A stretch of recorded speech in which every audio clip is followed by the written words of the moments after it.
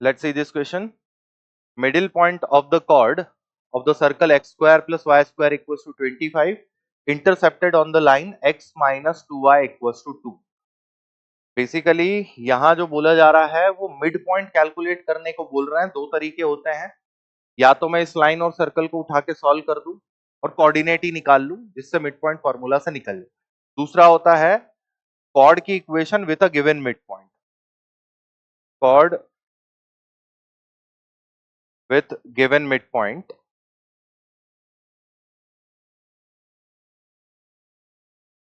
t is equals to s1। तो basically हम इसका यूज करके ये मिड पॉइंट का कोऑर्डिनेट निकालना चाह रहे हैं। बहुत अच्छा कंसेप्ट, एक बार देखिए ध्यान से इसको। ये सर्कल और ये लाइन से जो कॉर्ड जनरेट हो रहा है वो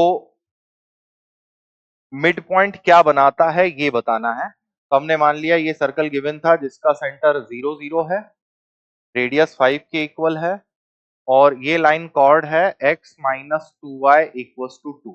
अब सपोज ये यहाँ पर कोई p मिड पॉइंट बनाती है।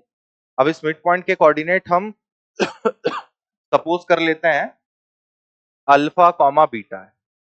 अब ऐसे केस में क्या होता है ना, अगर मेरे पास में मिड पॉइंट होता तो मैं कॉर्ड की इक्वेशन ज्यादा इजीली निकाल सकता था। हम क्या कर रहे हैं, हम t इक्वल्स टू s1 से पॉइंट निकालना चाह रहे हैं।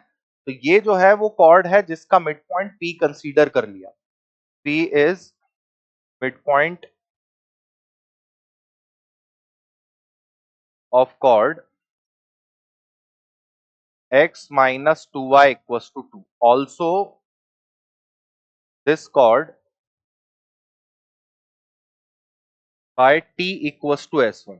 तो मैं t equals to s1 से भी chord की इक्वेशन लिख सकता हूं जिसको मैं कंपेयर कर लूंगा कि दोनों लाइन जो है आपस में इक्वल चल रही है। तो t equals to s1 क्या हुआ, t फॉर टेंजेंट, s1 से मतलब है हमारे पॉइंट को जो अल्फा कॉमा बीटा है सर्कल में पुट कर दे। तो टेंजेंट इक्वेशन बनी अल्फा एक्स बीटा वाई, 25 का टर्म दोनों तरफ आएगा, हट जाएगा। S1 का मतलब हो गया मेरे पास में alpha square plus beta square.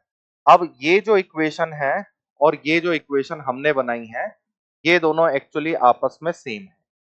एक तो हमने मिड पॉइंट के लिए बोली और एक ये पहले से प्रोवाइडेड थी। तो अगर दो लाइन सेम हो जाती हैं तो दो लाइन सेम होने का मतलब है उनके कोफिशिएंट जो है वो आपस में रेशो कंडीशन बराबर रखते हैं। If same line